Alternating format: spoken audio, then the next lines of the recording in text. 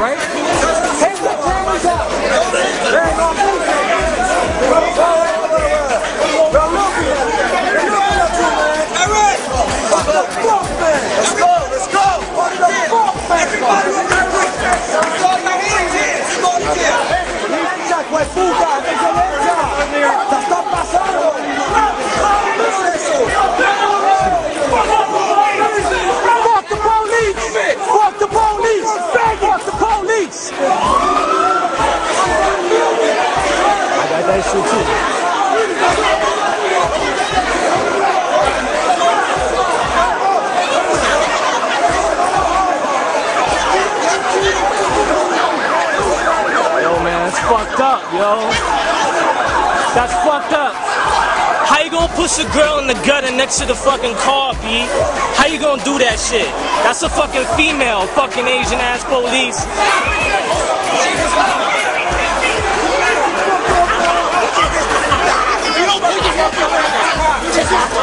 Fuck them police.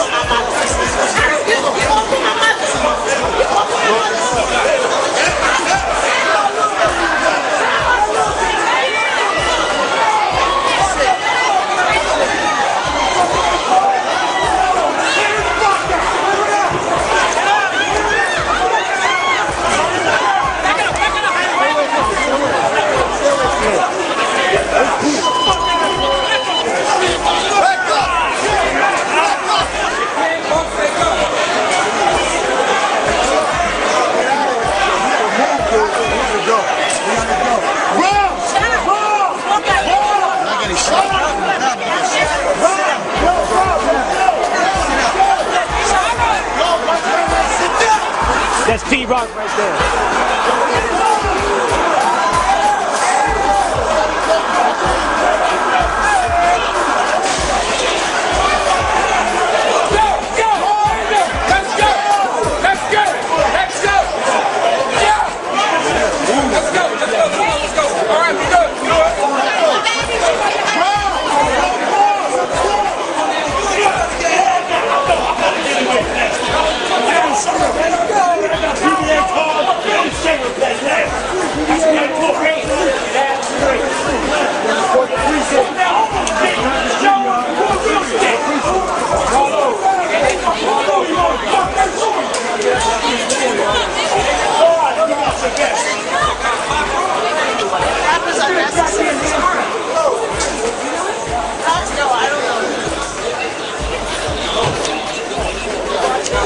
What up, y'all, man? It's safe flight, man. Just got out of the, you know, this ain't a monumental release party, man. Some fucked up shit, man. Fucking NYP, man. You know what I'm saying? Just freaking tackled a girl, man. Some little Asian police, man. Tackled a little girl in the middle of the street, between the car and the curb, and in the trash, all in the box and shit. Pushing and shoving this shit for no goddamn reason, man. That's some fucked up shit. Had Pete Rock spam all bugged out and shit. You know what I'm saying? That's fucked up, man. No, it's my thing. Fuck the police, man. Fuck the NY police, man. That's some fucked up shit. That's some foul shit. Niggas wasn't even doing nothing. We was trying to get out of the spot, out of the venue, and y'all wanna come front rushing like niggas was shooting up in there and shit. Fuck that shit. That's that bullshit y'all be on, man. For no goddamn reason, trying to make your quota and shit. Fuck that shit. We know all about that shit. You know what I'm saying? We're gonna protect, man. We're gonna protect us. Fuck that shit, man. I'm out, man. Got me tight. I'm straight loco, don't care about no. Good afternoon. Good afternoon. My name is Kevin Powell. I'm a community activist and writer from Brooklyn, New York. And I just want to thank everyone for coming out this afternoon. We're here because of an incident that happened on Tuesday, June 28th, between the hours of 7 p.m. and 12 midnight at Tammany Hall, a nightclub in the Lower East Side of Manhattan. Approximately 450 people, a sold-out crowd, came to support a joint CD release party for Pete Rock and Smith & Wesson for their CD called Monumental. It was a joyous and peaceful event that was turned ugly and violent by a few overzealous New York City police officers who clearly thought this was an out-of-control hip-hop show. It was not. I can speak from personal experience about both Pete Rock and Smith & Wesson. Pete Rock is someone who's an icon, a legend in the hip-hop community and hip-hop culture. Someone who's given his time freely, not just as an artist, but to support causes all around New York City and around the world. In fact, on Thursday, he'll be going overseas to perform, as many artists of his caliber do on a regular basis. When I talk about Steele, from Smith & Wesson, who's also here, you're talking about someone who's not only a native of Brooklyn, New York, from South Coast Brownsville housing, but who regularly gives back to that community with a big outdoor celebration every summer, which I participated in seeing him do with his own hands, his own money. When we talk about the event, it wasn't some event just of some wild, out-of-control youth. You're talking about an event that was culturally diverse. You had people of all different backgrounds there, reflective of New York City. And you had people who were young, in their early 20s. You had people who were seniors, folks who were senior citizens at this event. Because this is the caliber of folks that Pete Rock and Smith & Wesson are, and they attract a wide range of people. What we're saying today is that there's clearly a pattern of abuse and disrespect, number one, for the hip-hop community by the New York City Police Department, especially as it regards Black and Latino young people and Black and Latino events. We also feel that it's connected to a report that was put out by the police department itself that said that in 2010, over 500,000 Black and Latino males were stopped and frisked by the New York City Police Department, which is the equivalent of the state population of Wyoming. What we're saying is that there's clearly an attack and an assault, a disrespect for the hip-hop community, for hip-hop culture, and for the multiple generations that make up what we call the hip-hop community. We need to remember as New Yorkers that hip-hop was born in New York City. We need to remember as New Yorkers that this culture that was born and created in New York City is now a multi-billion dollar global industry, and that every year these kind of events, just like the one we just had last week that was invaded by the police department, bring in all kinds of money and resources to this city. We also need to remember that this city, this culture, has created opportunities in terms of jobs, lifestyles for a range of people, not just the famous ones that you all know like Russell Simmons and Jay-Z and P. Diddy, but many of the people who are standing here today. And so we're gathered here to say enough is enough, to say we're not going to accept the violation of our basic human and civil rights as tax-paying citizens, and that we want justice. We want those police officers not just suspended, not just put on desk leave, but we want them fired for their jobs for what they did, because they not only assaulted men at that event, they assaulted women as well. We're going to hear from some of the folks today. I'm going to bring forth now those victims and witnesses who participated in that event on Tuesday, June 20th at Tammany Hall, and they're going to speak for themselves. First up are the organizers of the event, Lisa Cynical Smith, who's a founding owner of Bucktown USA, and her business partner, Steele Smith & Wesson. Thank you for coming out today. My name is Lisa Smith, affectionately known as Cynical. I was one of the event coordinators and organizers of the party. Thank you for coming out. My name is Steele, one half of Smith & Wesson. This is no way, form, or fashion of making me feel comfortable. I perform for a living, and I'm totally not used to these cameras right now. The event that we threw on June 28th was to celebrate the album release. It's our 5th album. We've been in this profession for over 15 years. We've never seen this much horror, especially displayed by police officers. I believe it was about 5 minutes after me stepping off stage and opening them doors to prequel to Armageddon. It was frightening. It was disheartening, to say the least, to see people leaving a venue and basically being assaulted, yelled at, maced, unwarranted, unprovoked. As I think about it now, it's very vivid in my mind, and to witness this in the United States, New York City in 2011, to think that we have such disconnect between our law enforcement and the people of the communities is frightening. So me being an artist, me being a person who has to walk around these New York streets, I feel that it's important for us to have this dialogue and make sure that there's some accountability for what was done. This is in no form or fashion a publicity stunt. I don't think any of us want this kind of attention. Myself, Pete Rock, we're musicians for a living, and that's enough for us. But when we see our friends and some of these people who we met just that night treated the way they were treated by the New York City Police Department, it infuriates me. And I'm proud of those who were out there who were able to be calm, who were able to make it to their homes safely without causing more chaos. And I commend those that were out there that filmed the incident and showed the awareness to the rest of the world. Because this is something that it just has to stop. You know? I'm not going to talk much. We can hear from the victims.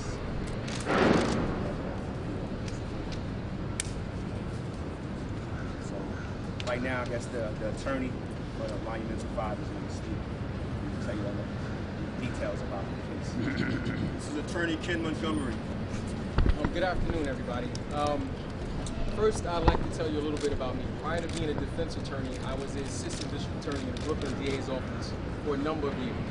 I'm currently a defense attorney and a professor of law at Fordham Law School.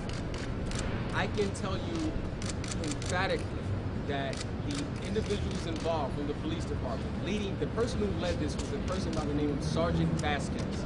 If you watch the videotape, you will see the blue stripes on his arm. There's also a female officer by the name of Diaz, she is, in part of my language, she's the individual who stated, as to Mr. Diaz, this Gabriel Diaz, who suffered the most injuries, who was admitted to Bellevue Hospital under stable condition. She said, "Get the fuck out of my face." That's the language that she used. As she ended her sentence, Sergeant Vasquez began punching him from behind. And they all fell on top of each other, some plainclothes officers, some uniform officers, trying to hammer him so bad that some of the pictures showed the result of how he was bloodied from head to toe. They then kicked him and his girlfriend under a car and continued to beat them with their fists, sticks, and their feet.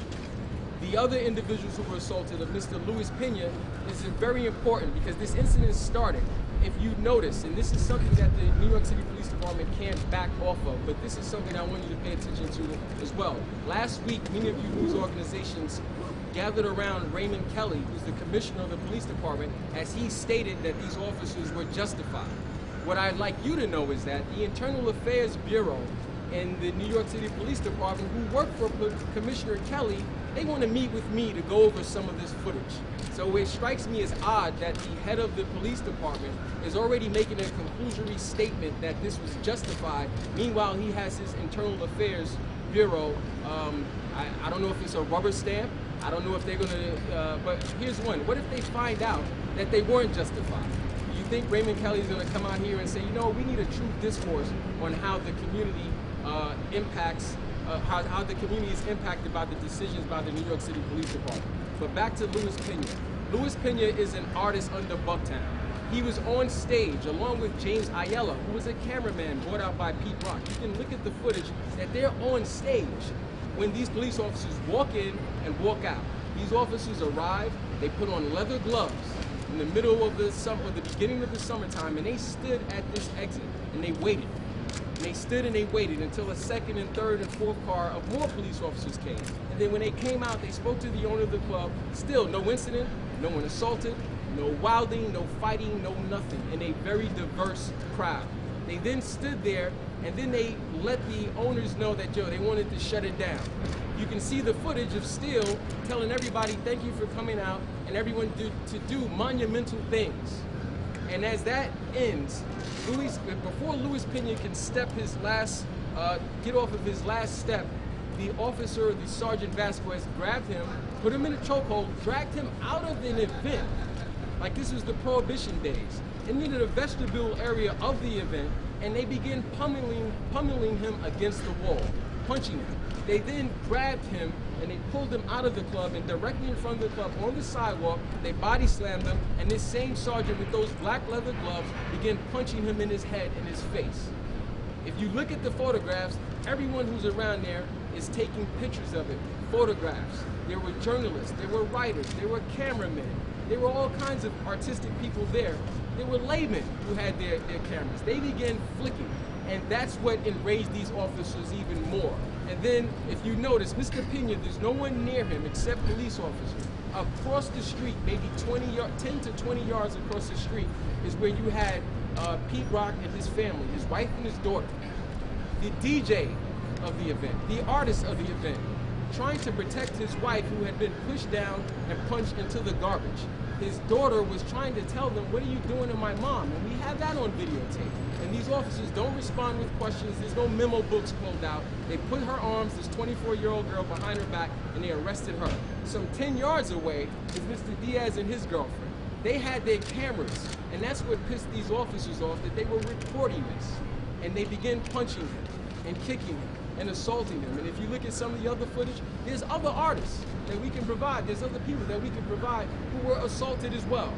And more police officers came, and it became something that should not have happened. And what is important with this is the sound bites that may come out, and everyone carries the same line through the news organizations, that we need a real, true discourse. It can be mediated by the politicians, it can be mediated by whoever wants to mediate it, but it cannot continue this way. This is a history. I'll give you a tidbit of why this is personal to me. When I was a district attorney, I was presenting a case in a grand jury one time. This is in Brooklyn, a long time ago. During my grand jury presentation, I heard a loud applause. When I came out of the grand jury room and I went into the waiting area, the people who were applauding were some of my colleagues, some of my friends, district attorneys and police.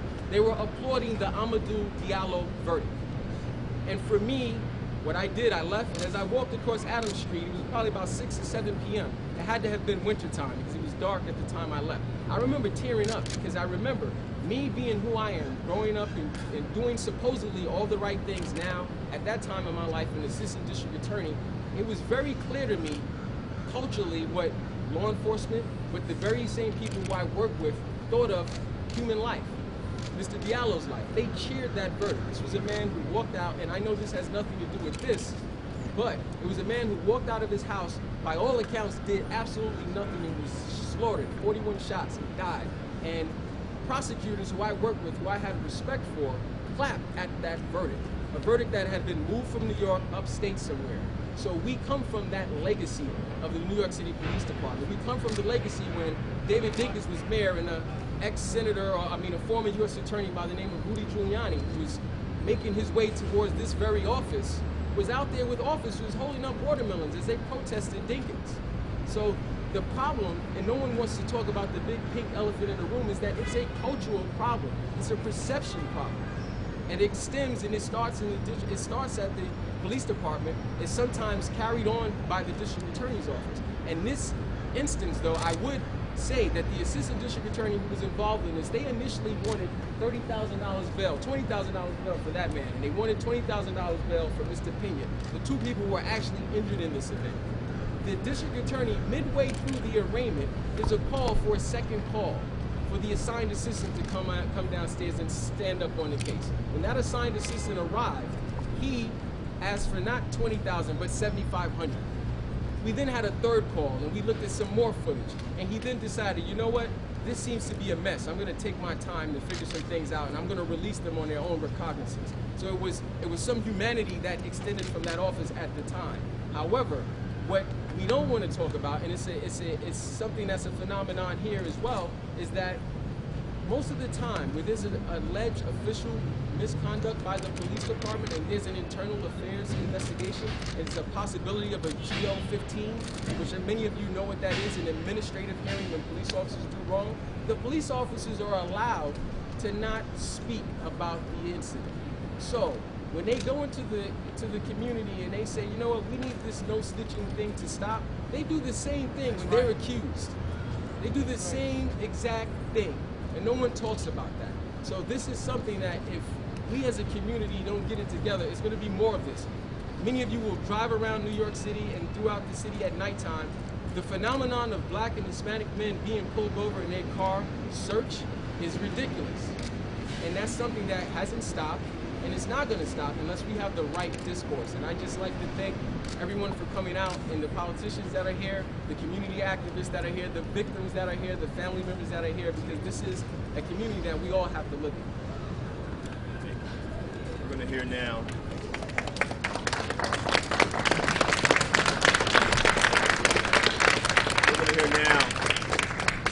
from some of the victims that Attorney Montgomery's just speaking of. We have hip-hop legend Pete Rock, his wife Sharon McHale, and their daughter Jade Edwards.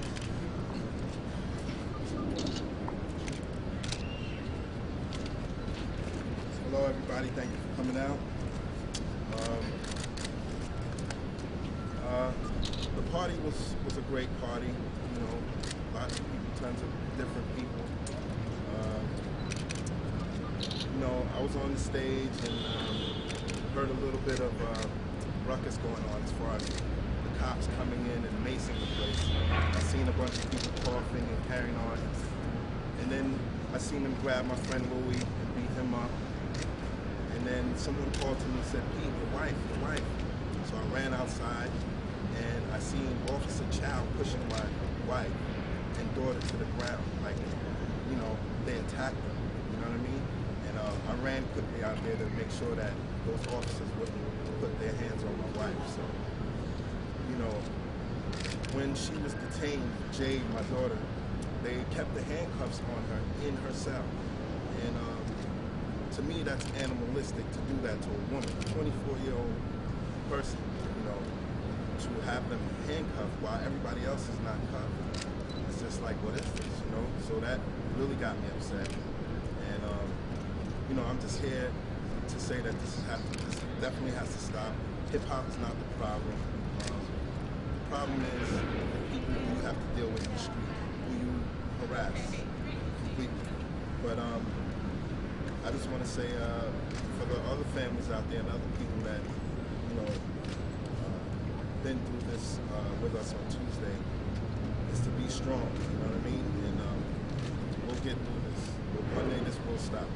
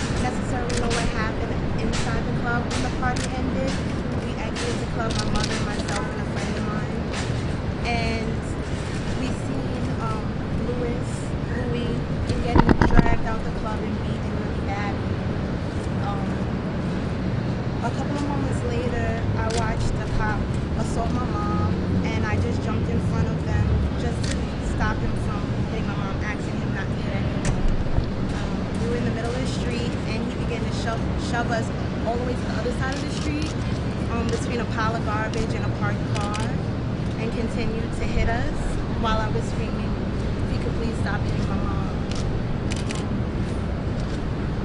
A few moments later, with a couple of cops surrounding us, I was handcuffed and I watched Gabriel get beaten badly by a number of cops as his girlfriend tried to pick up his belongings, and she was also hit as well. Again, this is really, really hard for me, but I think about Gabriel, I think about Louie, I think about the other 4 people that were arrested, I think about all the people that can't stand up here and speak, people that passed away or have been killed as a result of police brutality, and I just really hope that everybody watching stands up and does something about it.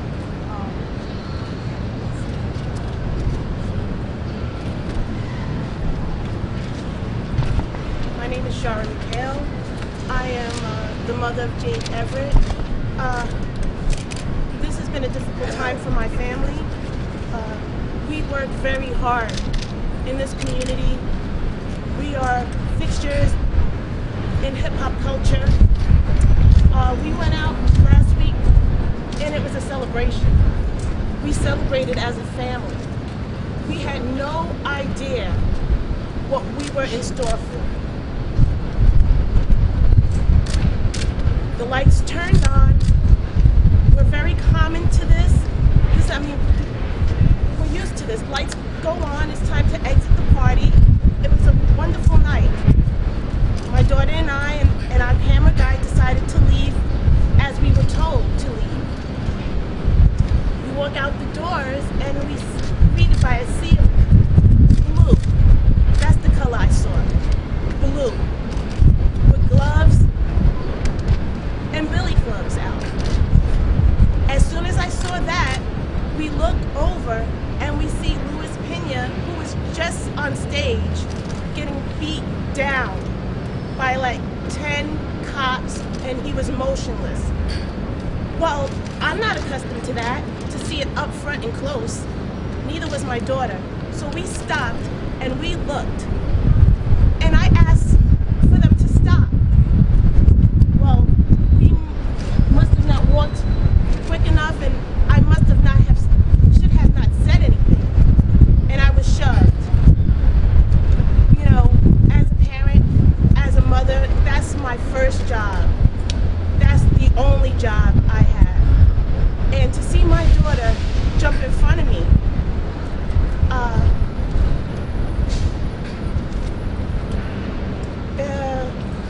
you know, it's difficult because I'm thinking that I'm bringing her to a safe place. She's a young adult. I'm thinking that I'm introducing her to something beautiful.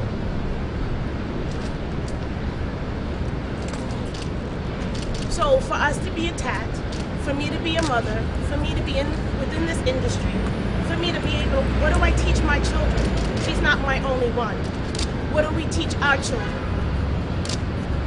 So it's difficult, and we're here, and we want justice.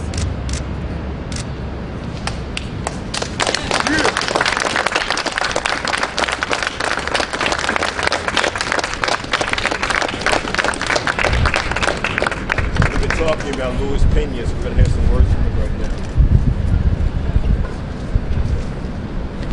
I'd like to say thank you for everybody coming out and supporting the cause. Basically, this is a very difficult situation for all the parties involved. It was a monumental evening. It was beautiful. It was something to commemorate a great accomplishment from these gentlemen. And it was turned very ugly. It was turned into something that we see over and over. Like throughout our time, from our fathers to us, now our children get to see the same repetition of abuse by police. And I'd like to say I'd like to thank everybody for your continued support. And basically, the story is, like I've been told time and time again, exiting the club, beautiful time, and they just rushed the situation, rushed the door with an intent of not communicating, not instructing, not giving us the proper directions. They just said, let me grab these individuals and throw them out. And as we had our hands up, and they started throwing us around, grabbing us in headlocks. And from that point on, I just remember just seeing fists, gloves, billy clubs from that point to the floor. Then when I was on the floor, they continued to pummel me, to hit me more.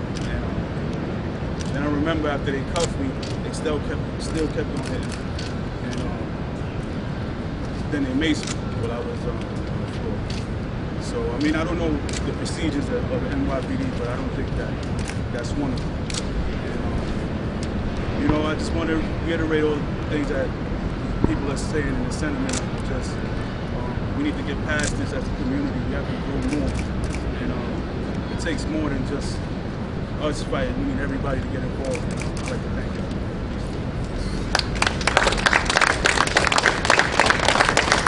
Hear from City Councilman Charles Barry. It seems like I've been this way like 1,000 times, and quite frankly, we're getting sick and tired of it. We're sick and tired of appealing to the justice system, what we call the injustice system.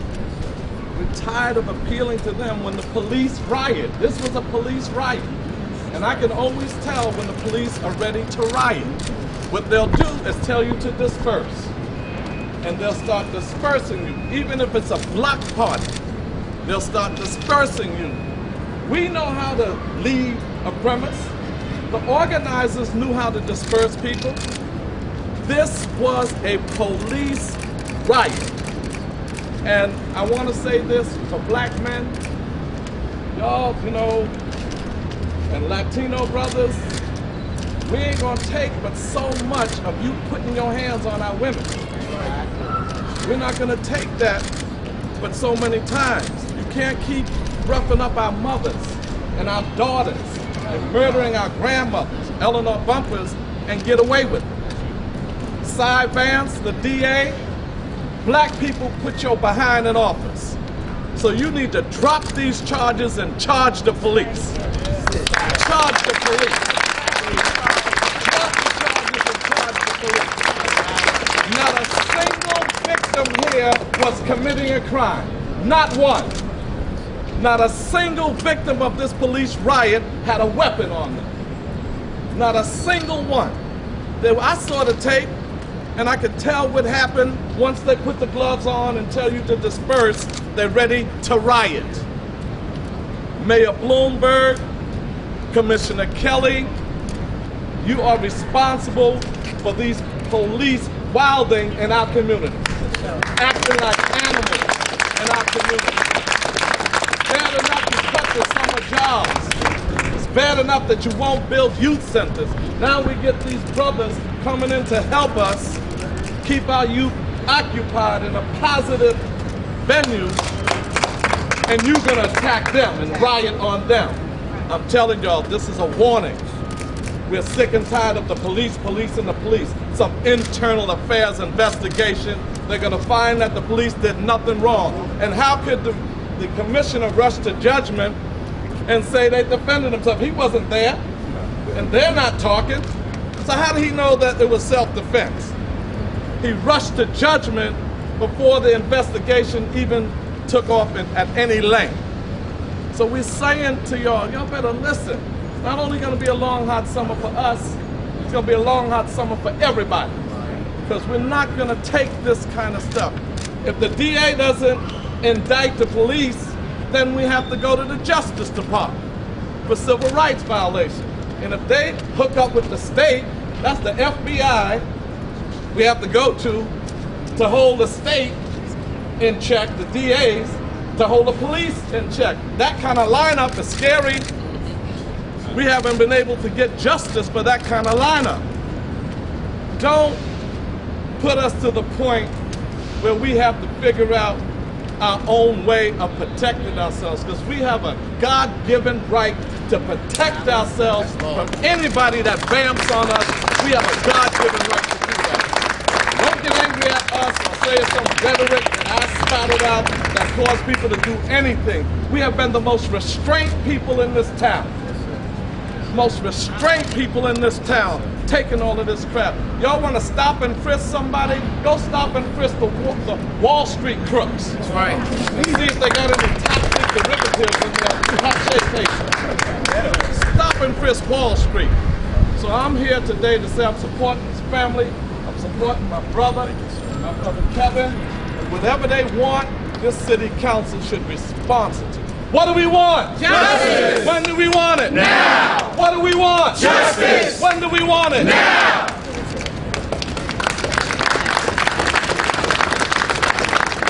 Last but certainly not least is Mr. Lumumba Bendele, who's a member of the Northwest Grassroots Movement and also the Senior Community Engagement Advocate for the NAACP Legal Defense Fund. Lumumba Bendele. Thank you all again for coming out today. I'm here to express support on behalf of the Malcolm X Grassroots Movement to say that we stand in solidarity and support the Monumental 5 and the dozens of other people who are attacked by members of the NYPD on the night of June 28th. This attack by the NYPD is not new and is becoming more of a recognizable part of NYPD's identity. Communities of color continue to fall victim to police misconduct and illegal policing activities. Brother Kevin talked a little bit earlier around the stop and frisk. We know also that with regard to folks living in NYCHA, that Black and Latinos represent over 90% of all citywide trespass arrests on nitro property, although we only make up 54% of the New York City population. We are talking about a systemic problem, okay?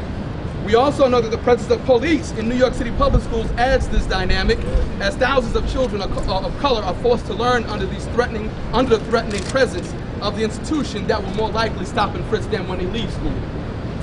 So, we are not here as victims alone. We are not here to cry or moan. We're actually here to put out a call. Yes, sir. All right, we're making a citywide call for community response. We're calling on community members to adopt a culture of observation.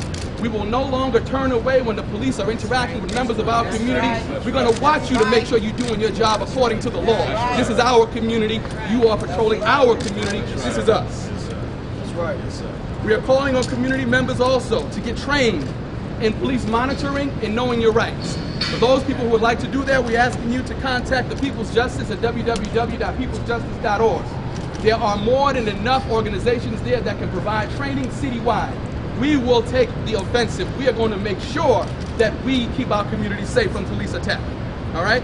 We are also asking for people who would like to participate in this organization to come out to the Center for Constitutional Rights on Thursday, July 14th for People's Justice Call for Open Volunteers. We also want people to come to a town hall that will be convened by members of the organizing body, Bucktown USA. We're asking for people who were at the event, who got attacked, who may not have been identified yet, to please come forward. We would like for you to send documentation of your bruises, the attack, things, pictures you may have taken to bucktownusa.org. Please forward that information, and we'll have a town hall meeting to discuss this. Last but not least, we're asking everyone to continue to support the Monumental 5. We should make sure that there's not a day go by that they're in court alone. There should not be a day that goes by that they are in court alone. They represent not just the hip-hop community, they represent Black and Latino communities citywide. And we will support them because they are us.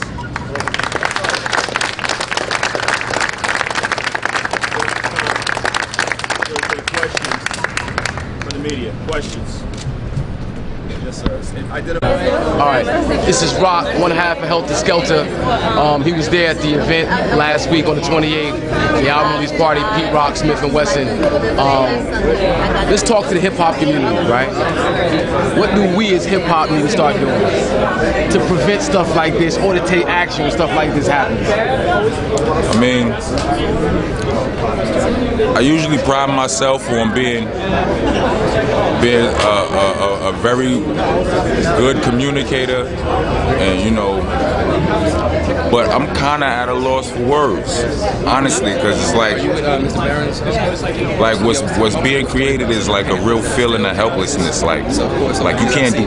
There's nothing you could do. You understand what I'm saying? It's like they got the pliers on you, and you can't do nothing but just get squeezed. You know what I mean? We rally.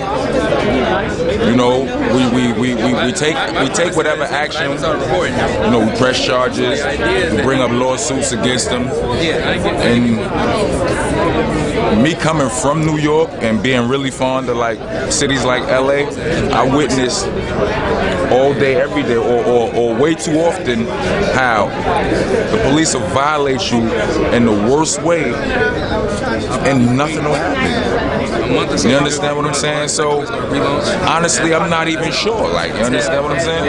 As hip-hop, as a voice, as an influence, we got so much influence worldwide and locally. It's got to be something that we can do in a way. I mean, when it comes time to push anything else, we can push anything else. But when it comes time to push survival and how we stand relative to the police, it's like... and this is what I'm talking about. Like, I understand what you're saying completely. You understand what I'm saying? But we've always, I mean, for a good part of hip-hop's mainstream existence, we've had artists that would promote strength, promote uprising, promote, you know what I'm saying, like, to stand upright and not to go for shit like this. You understand what I'm saying? Like, knowledge yourself and all of the above. Yet and still, bling bling is what everybody catches on to. You understand what I'm saying? Like, I've never been one of, like, me as myself as well as the entire boot camp. Like, we've never strayed too far away from being militant. You understand what I'm saying? The root. But the people, like, as much as my brother General Steele, he's on it all day. My method is usually, like, I literally, in my mind, I think I'm going to have some sort of good effect by mixing it with the ignorance. You understand what I'm saying? It's like feeding them the vitamins inside the food that everybody else is feeding. Gotta bend down to pick up the babies. Gotta bend down to the level. You understand what I'm saying? But I look at it, Get to the bus! Get to the bus! it seems like not much of this is working. You understand what I'm saying? Whether you do it from the perspective of X-Clan or whether you do it from the perspective of Ice Cube, it seems like they don't respect nothing but you going through their system. Not even us. Our people don't even respect nothing other than you going through their system. Not our people's system, their system. You understand what I'm saying? We could be sitting here trying to organize each other, and then when the police officer or the other establishment-ish guy comes and says, you can't do what you're doing, then or move this way, that's when people move. You understand what I'm saying? And you know, I'm actually at a loss for words. You understand? I mean, I'm speaking, but you know, I'm here. I'm ready to support. I'm ready to ride. I'm ready to fight. I'm ready to stand up. But there's one difficulty. I can't do this by myself. You understand what I'm saying? I'm hitting the camera right now. All right, I'll be down. We got Rock, Helter Skelter, Boot Camp Clique, the whole crew. Like, from day one, they always presented us an image of militancy, revolution, organized revolution. And they continue to give us that. But times is real right now. The bling bling, the fashion, that's so 90s. It's so 2000. It's 2011. It's getting real. The police is showing you what side of the line they on. What you gonna do? I'm gonna support my family. That's it.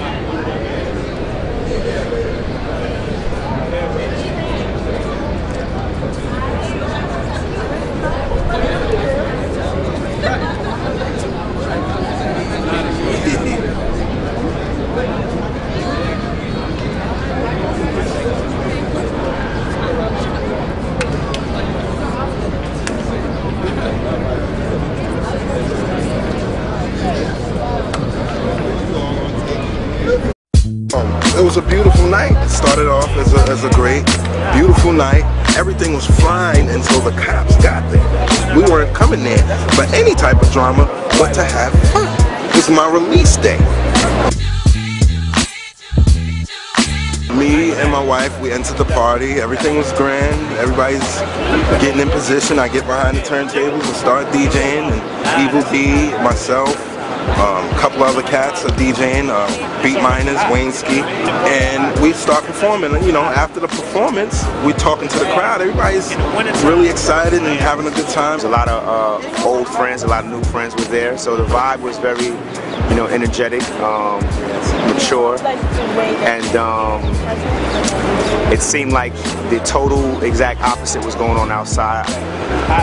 My friend of mine is standing right here at the side of the stage, and we started hearing a lot of melee and stuff like that. Cops came darting in the club. They sprayed pepper spray to get people to move. We were rushed by police, we were maced by police, we were pushed, shoved, and some even beaten by police. And they came in, started beating people up, pulling their batons, beating people over the head with it, throwing people on the floor, pummeling people with their fists, women too.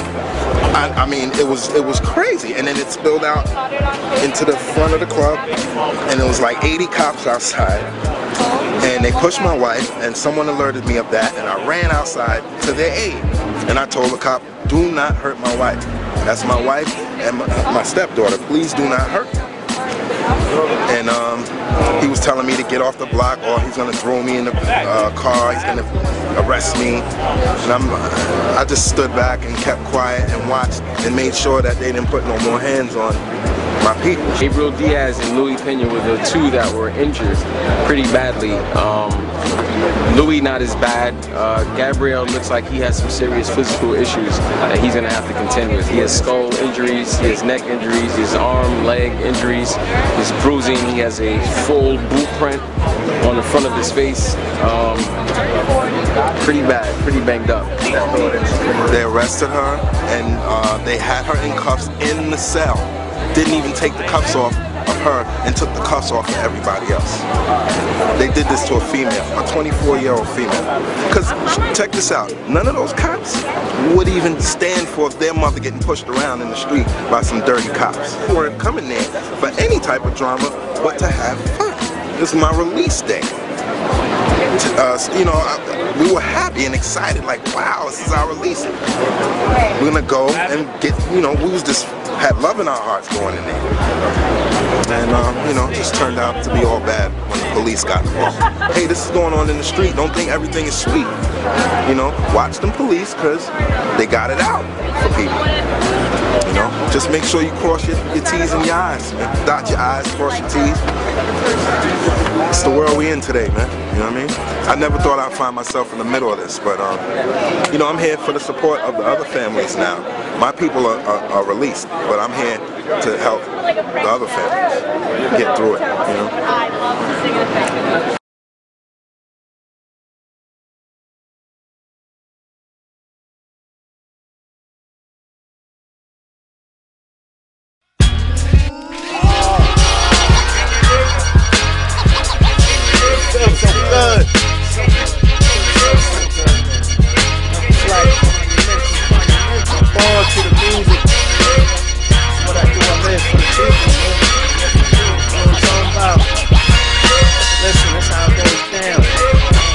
Let the music talk to me, I reply to the mic who relates it to the board and tell the engineer record. He match me to the track like the leaves of a tree.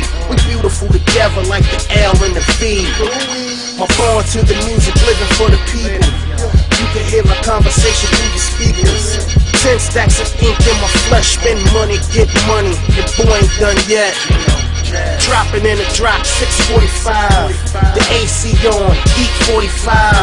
I'm hood tested, streets approved. A Gemini with many moves. I could change the colors in your ring. My Italian boys, bada boom, bada bing. Get about it. My work ethic is epic. You don't have to like it, but you will respect it. On top of you, girl. Look at your summer, I'm on top of the world. I'm still on the set, was down as a bed. Anything I want, you know I could get. I'm out for life, doing it right. Empire State, you were the lights. Push your glass in the air, the sky's the limit. Make a toast in the air, you know how we did it. It's monumental. This is for the hustlers, this is for the homies. Ride through the hood with me. This is for the soldiers, this is for the riders. This is strictly for my chicken. Peep the chemistry, I'm a scientist. You see the imagery, I envision what power is. I'm a novelist, known scholars acknowledge this. Homegrown, yeah, tone about his biz. Know what it is, fan first, vouch for my nig. See the future every time I look at my kids. Monumental, influential, incidental. Them boys official, see how they do over instrumental. The game artists, the game stardom. We train hard like heavyweights in the garden. Remain humble, the jungle tear you apart. When you tired on your carpet, copus in your apartment. It can happen to you, it can't happen to me. I stay on top of my game, keep an ear to the streets, keep an ear in the streets. You can hear and repeat, leaving juice for the use. You can follow my feet. Celebrate till we on top of you, girl. Look at your summer, I'm on top of the world. I'm still on the set, was down as a bed. Anything I want, you know I could get. I'm out for life, doing it right. Empire State, you were the lights. Push your glass in the air, the sky's the limit. Make a toast in the air, you know how we did it. It's monumental. Sometimes I be in the studio, just zoning out. Relaxed and write lyrics down. staying out, no doubt. I used to run around NY, but never without the inspiration of hip-hop before I head out. Rest in peace to Mr. Magic. Who wasn't for Herc or Band, we wouldn't have it. It's hard to get rid of me like a bad habit. Your thoughts, I could read them like X-Men. Embarrassing, Peter's everlasting. Consider me a high dose of aspirin. Soothing to the dome, haters, get off my throne. I'm in the zone, don't stop me. It's like the 10th round, Apollo Creed and Rocky. I stick and move, yeah, and stay true to what's real. Like the Price is Right, turn back, spin the wheel. Then rock, keeping around, do hip-hop for sound. I make history leap every single bound. I'm no clown, I get it in, you already know. From the grill of Pete Rock, niggas act like you know. I'm no clown, I get it in, you already know. From the grill of Pete Rock, niggas act like you know. It's monumental. On top of your girl, look at your summer, I'm on top of the world. I'm still on the set, was down as a bed. Anything I want, you know I could get. I'm high off the life, doing it right. Empire still, you are the light. Just a glass in the air, the sky's the limit. Make a toast to the air, you know how we did it. It's monumental.